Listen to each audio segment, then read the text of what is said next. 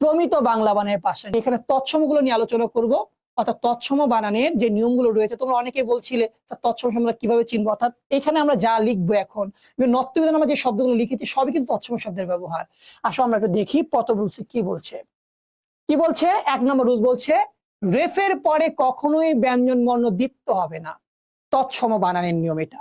রেফ, যদি তুমি রেফ ব্যবহার করো তাহলে তুমি একই বর্ণ দুইবার লিখতে পারো। যেমন ধর আমি তোমাদের দেখাচ্ছি, পর্বত বানানটাকে আমরা ছোটবেলায় এইরকম ভাবে শিখেছি, এইরকম ভাবে, এই যে পর্বত, এইরকম ভাবে শিখেছি। তোমাদের কিছু অবাক লাগছে, আমি বুঝতে পারছি, কারণ এগুলো আসলে বর্তমানে প্রমিত রূপ হয়ে তোমাদের বই ধরা দিচ্ছে, এই জন্য তোমরা এগুলো পাচ্ছ না।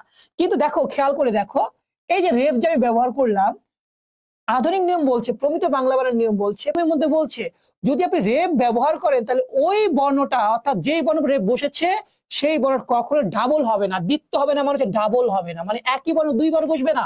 দেখো আমি রেফ ব্যবহার করেছি, আমি দুইটা বয় বা ব্যবহার করেছি।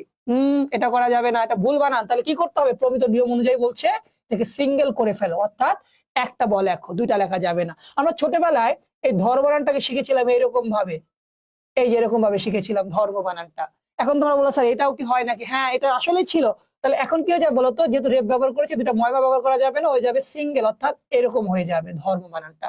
তোমরা অনেক জায়গায় কার্যালয় বানানটা দেখতে পাবে, এটা নিশ্চয়ই তোমরা অনেকে স্বীকার করবে আমার সাথে যে স্যার এটা অন্তত আমরা দেখি, এখনো দেখি কার্যালয়, এই মন্ত্রীর কার্যালয়, ওই এমপির কার্যালয়, ওই কাউন্সিলরের কার্যালয়, কার্যালয় বানান লিখতে গেলে তোমরা দেখবা অনেকে এরকমটা লিখে থাকে।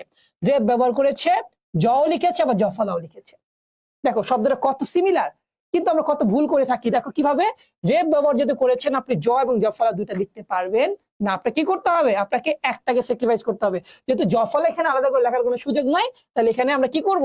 এই জটাকে রেখে দিব, কার্যালয় আমরা জফলাটাকে এখানে বাদ দিয়ে লিখবো।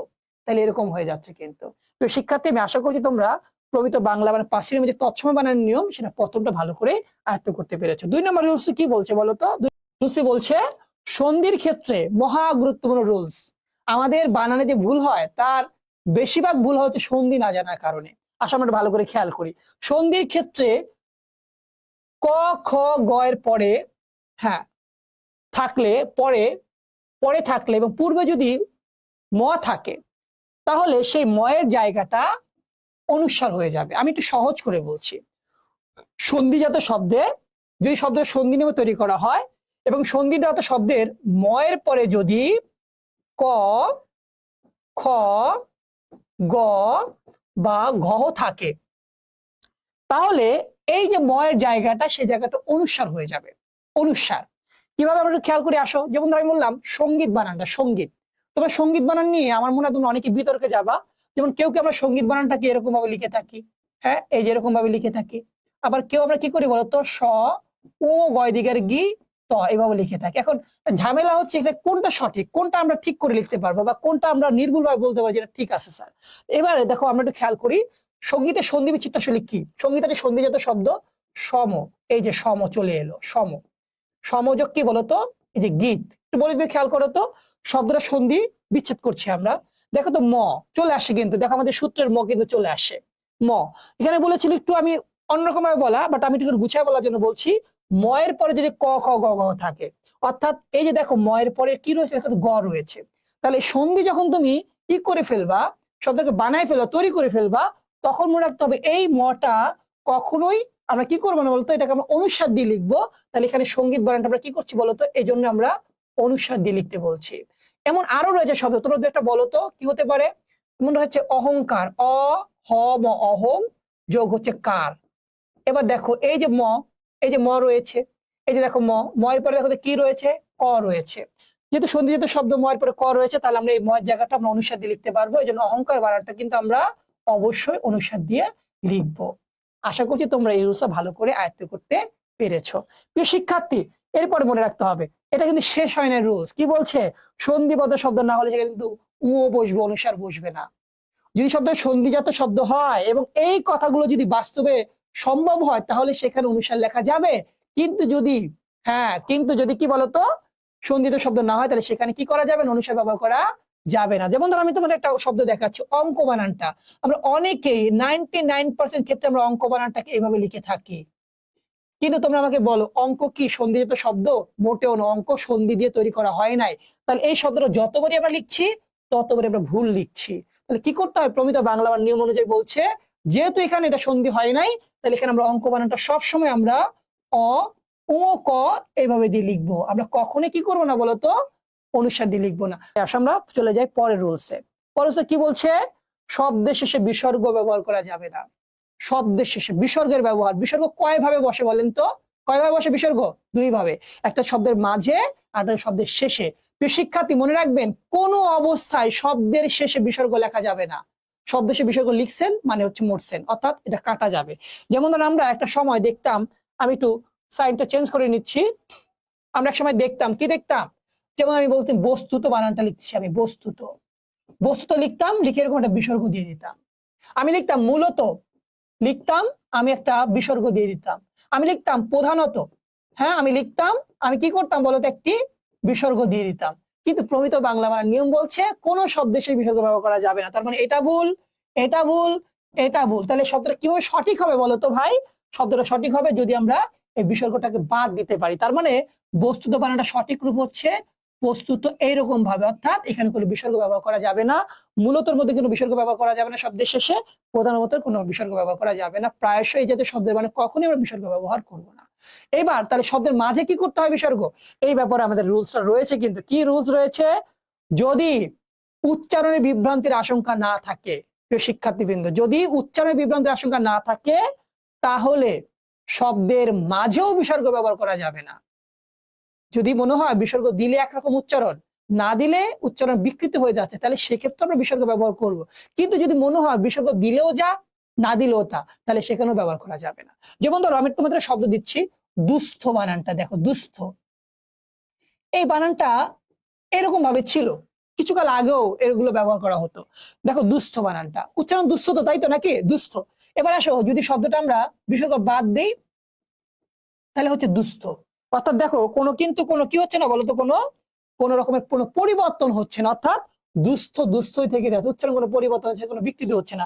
এই জন্য বলা হচ্ছে এটাকে ব্যবহার না করে এটাকে ব্যবহার করেন। এই যে দেখো দুস্থ বানান লিখেছি আমরা, নিস্তব্ধ লিখতে পারি আমরা, নিঃশ্বাস লিখতে পারি আমরা, এগুলো এখন বিসর্গ ছাড়াই লিখতে হয়। তবে যদি বিসর্গ দেওয়ার কারণে যদি উচ্চারণের একরকম রূপ, না দিলে একরকম রূপ হয়ে যায়, তাহলে সেক্ষেত্রে কিন্তু ব্যবহার করা লাগবে। যেমন ধরো আমি বলছি দুঃখ, এই যে দেখো দুঃখ বানানটা, দেখো এখন আমি যদি দুঃখ প্রকাশ করতে চাই, আমি যে বিসর্গ বাদ দিয়ে দিই তাহলে হবে কি?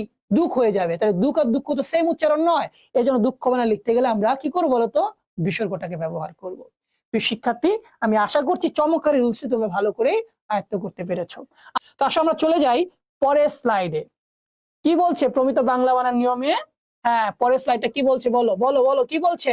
সংস্কৃত ইন প্রত্যয়ান্ত শব্দের দীর্ঘই কারন্ত রূপ সমাজবদ্ধ হলে সংস্কৃত ব্যাকরণের নিয়ম অনুযায়ী সেগুলো রস্বীকার হয়ে যায়। খুব কঠিন কথা না? যদি কোনো শব্দ সংস্কৃত শব্দ হয় এবং তার সাথে যদি দীর্ঘিকার থাকে, তাহলে এই শব্দের পরে যদি অন্য কোনো ওয়ার্ড যুক্ত হয়, তাহলে সেই শব্দগুলোর বেলায় আমরা দেখতে পাবো আগে দীর্ঘিকার সেটা রস্বীকারে পরিণত হয়ে যায়।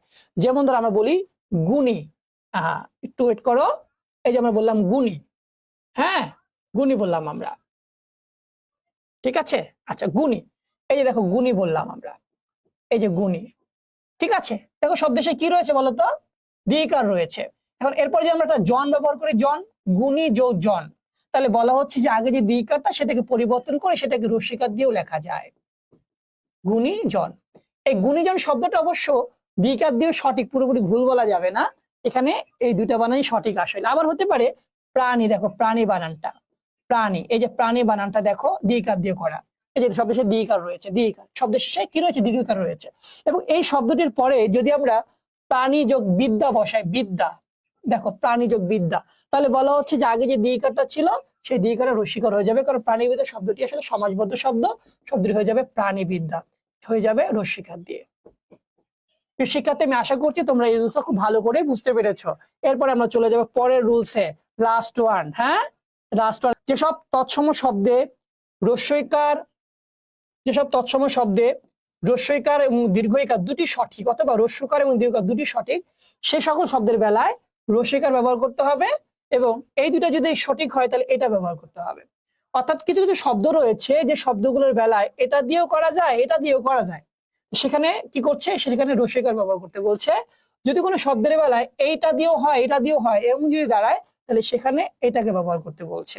এটাও কিন্তু একটা নিয়মের মধ্যে পড়ে। যেমন ধর আমরা বলছি ঈদ বানানটা, প্রিয় শিক্ষার্থী, এই যে তোমরা ঈদ মোবারক বলছো, ঈদ, হ্যাঁ, ঈদ বানানটা একসময় আমরা এরকমই দেখতাম, কিন্তু বর্তমান নিয়ম বলছে যে না, এটা এভাবে চলবে না। কারণ ঈদ বানানটা আমরা যদি এইভাবে দেখি, দেখো এটাও সঠিক, এটাও সঠিক, দুইটাই সঠিক, তাহলে বলছে যে এইটা ব্যবহার না করে এটাকে ব্যবহার করা যায় কিনা। এবং আরেকটা নিয়ম আছে এখানে, বিদেশি শব্দের বানানে ভিকার গুলো পরিহার করার কথা বলা হচ্ছে, এই জন্য এখানে রসিকারটা চলে আসতেছে। তার মানে এই বানানটা আপাতত ভাবে প্রমিত নয়, এটা হচ্ছে অধিক প্রচলিত, তবে এটা হচ্ছে প্রমিত শব্দ।